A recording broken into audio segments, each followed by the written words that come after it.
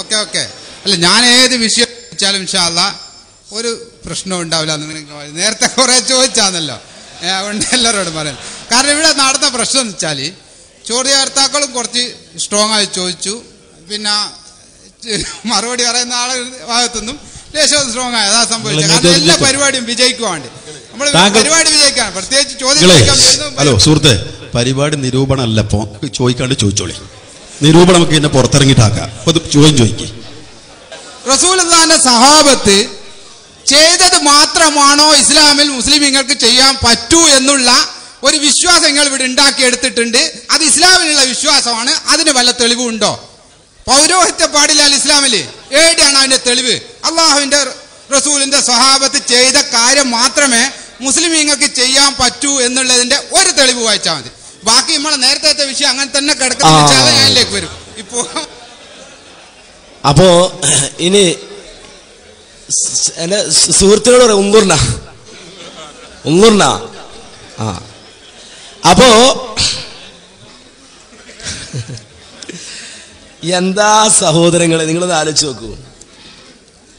അല്ലാത്തവരോട് പ്രാർത്ഥിക്കാൻ വേണ്ടി കിടന്ന് പെടുന്ന പെടലേ, എന്ത് ബേജാറ. അള്ളാഹിനോട് മാത്രം പ്രാർത്ഥിക്കാന്ന് പറഞ്ഞ വിഷമാണ്. അപ്പോ അതിലൊരു പ്രയാസം, അത് സമ്മതിക്കൂല. എന്ത് വന്നാലും ഞങ്ങൾ സമ്മതിക്കുന്ന പ്രശ്നമില്ല. ഞങ്ങൾ അല്ലാത്തവരും പ്രാർത്ഥിച്ച് അടങ്ങുള്ളൂ എന്നാ. ഈ വാശി വേണ്ട. ഇത് കബറി കിടന്ന് വാശി പിടിക്കാൻ പറ്റുമോ? കബറി കിടന്ന് വാശി പിടിക്കാൻ പറ്റുമോ? ഇല്ല. പിന്നെ അദ്ദേഹം ചോദിക്കണം, സഹാബത്ത് ചെയ്തതുപോലെ ചെയ്യണം എന്നൊരു തെറ്റായ ധാരണ ഞങ്ങൾ വരുത്തിയിട്ടുണ്ട് എന്നാണ്. അങ്ങനെ ഒരു തെറ്റായ ധാരണ ഞങ്ങൾ വരുത്തിയിട്ടില്ല.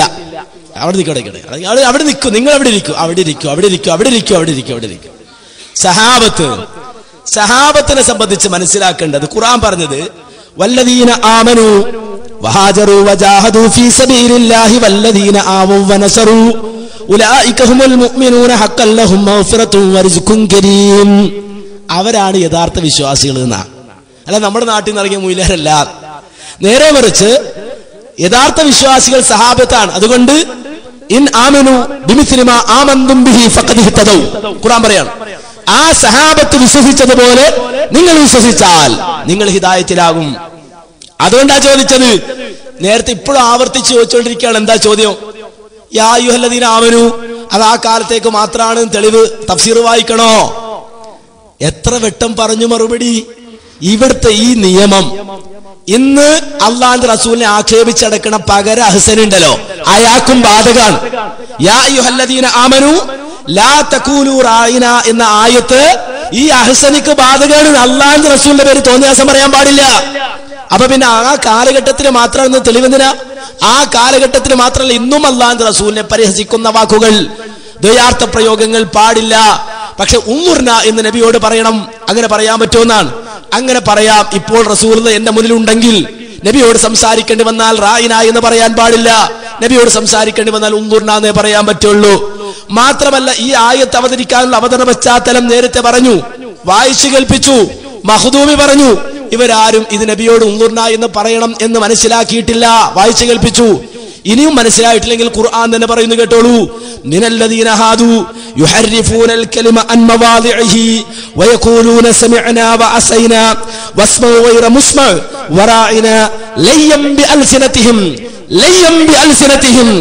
അതുപോലെ തന്നെ വതഅനം ഫിദ്ദീൻ വലൗ അന്നഹും ഖാലൂ സമിഅനാ വഅതഅനാ വസ്മഅ വൻസുർനാ ലകാന ഖൈറൻ ലഹും വഅഖവം വലാകിൻ ഇവിടെ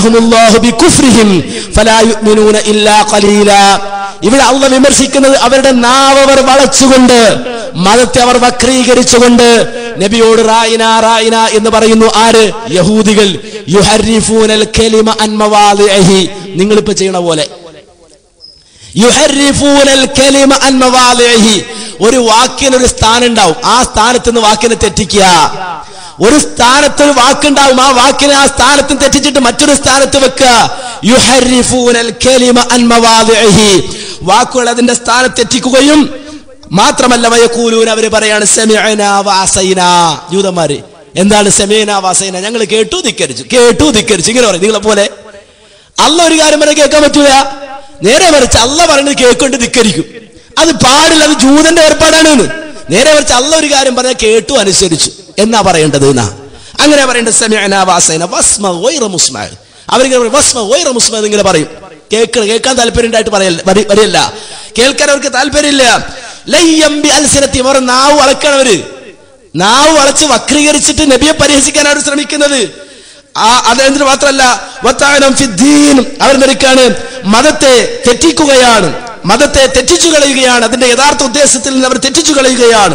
അതുകൊണ്ട് വലൗ അന്നഹും ഖാലൂ സമിഅനാ വഅതഅനാ, അവർ സമിഅനാ വഅതഅനാ എന്ന് പറഞ്ഞിരുന്നെങ്കിൽ, വസ്മ വൻളുർന, ശ്രദ്ധിച്ചു കേൾക്ക്, അതുപോലെ തന്നെ ഞങ്ങളെ വൻളുർന, ഞങ്ങളെ ഒന്ന് നോക്ക് എന്ന് പറഞ്ഞിരുന്നെങ്കിൽ, ലകാന ഖൈറൻ ലഹും വഅഖ്വം, അതായിരുന്നു അവർക്ക് ഖൈറ്. ആർക്ക് ഖൈറ്? യഹൂദികൾക്ക് ഖൈറ്. അവർ പറയേണ്ടത് റായിന എന്നായിരുന്നില്ല, വൻളുർന എന്നാ പറയേണ്ടിരുന്നത്. അതാണ് അവർക്ക് ഖൈറ്. വഅഖ്വം, ഏറ്റവും ശരിയായതും അത് തന്നെയാണെന്നാ. അപ്പോ അവരെ സംബന്ധിച്ചിടത്തോളം അവർ റസൂലിനെ പരിഹസിച്ചുകൊണ്ട് നടത്തിയ വാക്ക് നിങ്ങൾ പ്രയോഗിക്കരുതെന്ന് അള്ളാഹ് പറഞ്ഞതിനെ അതിന്റെ സ്ഥാനത്ത് നിന്ന് തെറ്റിച്ചിട്ട് അള്ളാഹല്ലാത്തവരോട് പ്രാർത്ഥിക്കാമെന്ന് വ്യാഖ്യാനിച്ച് ദുർവ്യാഖ്യാനിച്ച് കൊണ്ടുപോകുക എന്ന് പറഞ്ഞാൽ യഹൂദികൾ ചെയ്ത അതേ പ്രവർത്തനമാണെന്ന് മനസ്സിലാക്കണം. ഇനി മനസ്സിലാക്കേണ്ടത് യാ അയ്യുഹല്ലദീന ആമനു, അതല്ലേ നബിയെ പരിഹസിക്കാൻ പാടില്ല എന്നാണ് അതിൻ്റെ അകത്തെ പൊതുതത്വം. അത് നമുക്ക് എല്ലാവർക്കും ബാധകമാണ്. നബിയെ പരിഹസിക്കാൻ പാടില്ല, പരിഹസിക്കുന്ന വാക്കുകൾ പറയാനും പാടില്ല. അതിനാണ് ഞാൻ നേരത്തെ പറഞ്ഞ തഫ്സീറുകൾ മുഴുവനും പറഞ്ഞത്.